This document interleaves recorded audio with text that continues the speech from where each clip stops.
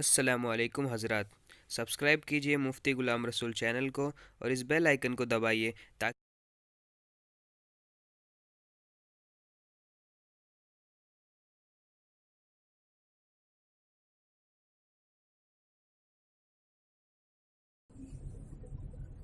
آپ نے خود چوائس کیا ہے، آپ نے خود پسند کیا ہے اس کو۔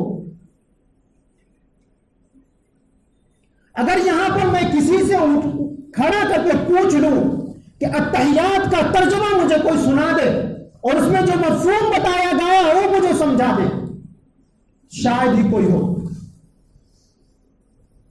یہ علم دین سے دوری کی وجہ سے ہوا ہے۔ علم دین جو حاصل ہوتا ہے وہ سینہ بسینہ آتا ہے، ایک سینے سے دوسرا سینہ۔ آپ صلی اللہ علیہ وسلم سے صحابہ نے حاصل کیا، صحابہ سے تابعین نے، تابعین نے تبع تابعین سے، تبع تابعین نے بزرگان دین سے، وہاں تک آتے ہوئے اس زمانے کے علماء کرام کو وہ علم حاصل ہوا، سینہ بسینہ ہوا۔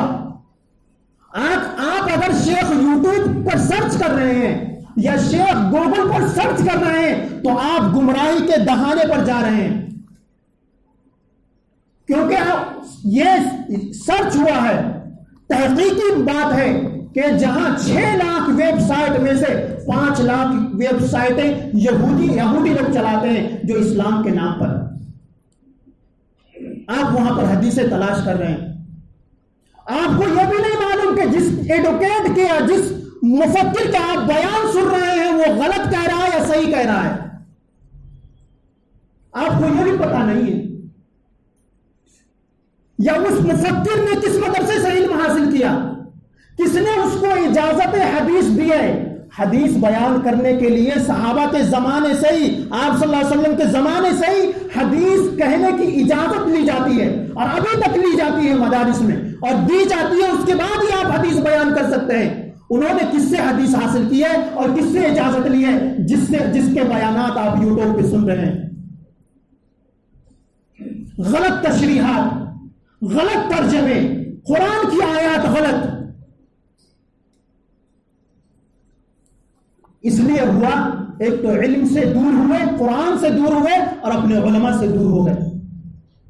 وہ علم کبھی آپ کو فائدہ نہیں دے گا، وہ علم سے آپ گمراہ ہو سکتے ہیں۔ قرآن کریم میں اللہ تبارک و تعالیٰ نے ارشاد فرمایا فَاسْأَلُوا أَهْلَ الذِّكْرِ إِن كُنتُمْ لَا تَعْلَمُونَ، کہ جو لوگ علم کی جانکاری رکھتے ہیں، جنہوں نے اپنی پوری زندگی علم کے حوالے کر دیے، ان سے پوچھو نا اگر تمہیں کسی بات کی انفارمیشن لینی ہے تو۔ جن کا راستہ الگ ہے، جن کا طریقہ کار الگ تھا، ان سے آپ کیوں حاصل کر رہے ہیں؟ ان کے پاس آپ کیوں جا رہے ہیں؟ بڑی سے بڑی سنتیں وہ آج کل چھوٹ رہی ہیں۔ فرض تو چھوٹ ہی رہی ہیں، سنت بھی چھوٹ رہی ہیں۔ آپ صلی اللہ علیہ وسلم نے، معاف کیجئے گا، آپ صلی اللہ علیہ وسلم نے حج کے علاوہ کبھی بھی سر کھول کر نماز نہیں پڑھی۔ پوری ذخیرہ احادیث کھنگال لیجئے، حج کے علاوہ، حج میں سر ڈھانکنا منع ہے۔ آپ صلی اللہ علیہ وسلم کے سر پر بیعت وقت کتنی چیزیں رہتی تھیں؟ ٹوپی، حضرت عائشہ رضی اللہ تعالیٰ عنہ کی حدیث ہے کہ آپ صلی اللہ علیہ وسلم کی ٹوپی، آپ صلی اللہ علیہ وسلم سر میں اتنا تیل لگاتے تھے کہ ٹوپی کو اتنی تر ہو جاتی تھی کہ اگر نچوڑا جائے تو تیل گرتا تھا۔ آپ صلی اللہ علیہ وسلم ٹوپی پہنتے تھے، اس کے بعد پگڑی پہنتے تھے۔ آپ صلی اللہ علیہ وسلم کی حدیث ہے کہ بین امامی و بین امامت الکفار القلنسوہ، کہ ہماری پگڑی اور غیروں کی پگڑیوں میں فرق ٹوپی کی علامت ہے کہ غیروں کی پگڑیوں کے نیچے ٹوپی نہیں ہوتی ہے۔ آپ دنیا کا معائنہ کر لیں، جتنی قومیں پگڑی پہنتی ہیں، مسلمان کے علاوہ کوئی بھی اپنے سر کے نیچے ٹوپی نہیں ڈالتی ہے۔ یہ کہاں سے حاصل ہوگا؟ علماء کی صحبت میں جب آپ جائیں گے تب حاصل ہوگا۔ پھر آپ صلی اللہ علیہ وسلم پگڑی کے اوپر ایسا رومال ڈالتے تھے، پھر اس کے بعد ایک کملی ہوتی تھی، چادر شال ہوتی تھی، گرمی کے زمانے میں کبھی اس کو اوپر ڈال لیتے تھے، بیک وقت 4 چیزیں پہنتے تھے۔ آپ صلی اللہ علیہ وسلم کی حدیث ہے کہ باتھ روم میں بھی جاؤ تو سر ڈھک کر جاؤ۔ پھر نماز جیسے عظیم الشان عبادت کو ہم کیسے اس طرح فراموش کر سکتے ہیں؟ علماء کی صحبت میں رہیے، ایک ایک چیزیں وہاں ملیں گی آپ کو۔ حضرت علی رضی اللہ تعالی عنہ کا قول ہے کہ اللہ تبارک و تعالی 4 لوگ علم حاصل کرنے کی وجہ سے اللہ تبارک و تعالی 4 لوگوں کی مغفرت کر دیتے ہیں۔ ایک اور حدیث ہے، مثلا ایک شخص آیا، سائل بھیک مانگنے والا، اس نے روٹی کا سوال کیا۔ روٹی کا سوال کرنے کے بعد ایک عورت نے جو بیوی ہے تو اس نے اپنے بچے سے یا اپنی خادمہ سے کہا کہ جاؤ سائل کو، بھیک مانگنے والے کو یہ روٹی دے دو۔ حدیث میں آتا ہے کہ اللہ تبارک و تعالیٰ اس ایک روٹی کے بدلے 3 لوگوں کی مغفرت کر دیتے ہیں۔ کس کی؟ ایک جس نے اس آٹے کے لیے پیسے کمایا تھا، اس کا شوہر، دوسرے اس عورت جس نے کہا کہ جاؤ بیٹے یا جاؤ خادمہ اس کو دے دو، تیسرے اس خادمہ کی مغفرت ہوتی ہے۔ 3 آدمی کی ایک روٹی کی وجہ سے اللہ تبارک و تعالیٰ مغفرت فرما دیتے ہیں۔ علم کے بارے میں حضرت علی رضی اللہ تعالیٰ عنہ نے فرمایا 4 لوگوں کی مغفرت فرما دیتے ہیں اللہ تبارک و تعالیٰ۔ ایک وہ جو علم کا سوال کیا، کوئی مسئلہ پوچھا، دوسرے وہ جو مسئلہ بتانے والا ہے، تیسرا وہ جو سامعین ہیں، سننے والے ہیں، چوتھے وہ جو ان لوگوں سے محبت کرنے والے ہیں، ان علماء سے محبت کرنے والے ہیں۔ اللہ تبارک، آپ صلی اللہ علیہ وسلم نے فرمایا فضل العالم علی العابد کفضل القمر لیلۃ البدر علی سائر الکواکب، کہ ایک عالم کی فضیلت عبادت کرنے والے پر ایسی ہے جیسے چاند کی فضیلت، 14ویں رات کے چاند کی فضیلت تمام ستاروں پر۔ کس طرح؟ ایک عابد ہے، عبادت گزار ہے، وہ راتوں کو تہجد پڑھتا ہے، عبادتیں کرتا ہے، تسبیحات کرتا ہے، وہ تمام چیزیں اس کی ذات تک ہے، اس کی ذات کے علاوہ کسی اور کو فائدہ نہیں پہنچ رہا ہے۔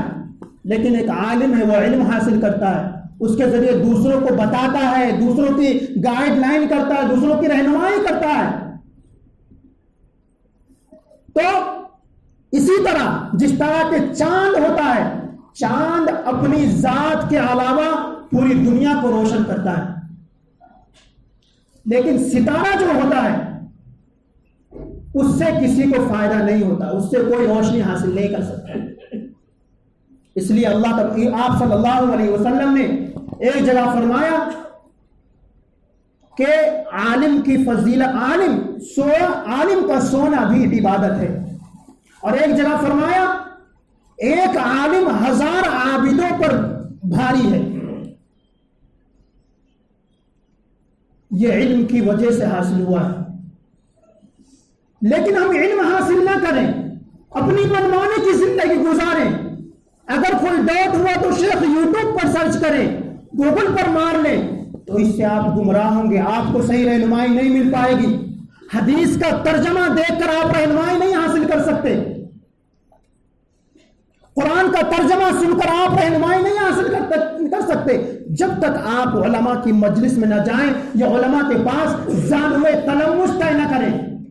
ترمذی شریف کی اور مشکات شریف میں ایک روایت ہے، آپ صلی اللہ علیہ وسلم نے فرمایا کہ جو بندہ علم کے طلب میں نکلتا ہے، من خرج فی طلب العلم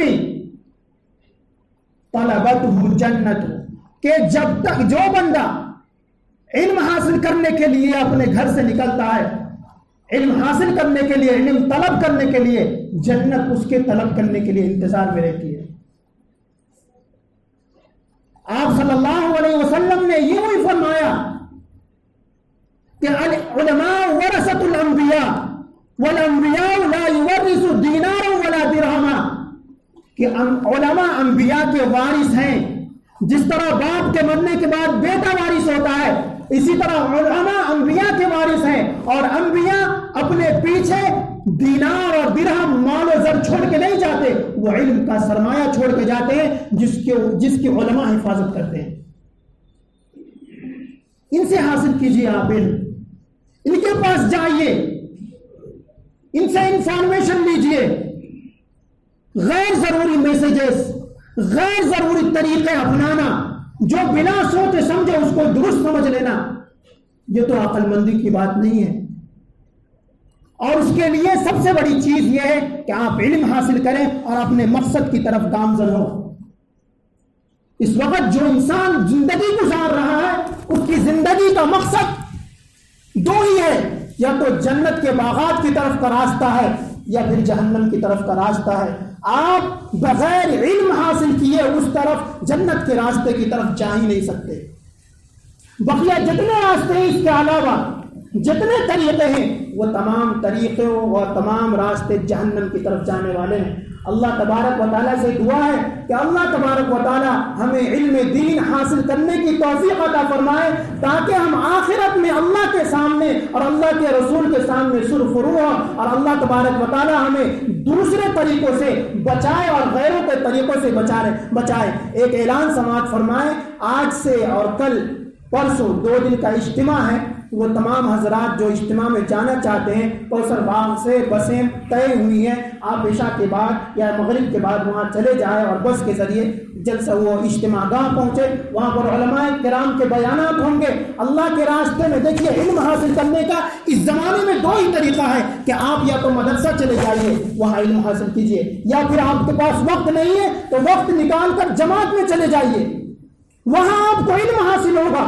وہاں پہ آپ کو فضائل والے علم حاصل ہوں گے. مسائل والے علم کے لیے علماء سے رجوع کیجیے، اور فضائل والے علم کے لیے آپ کی عمر بڑی ہو گئی ہے تو اللہ کے راستے میں جائیے.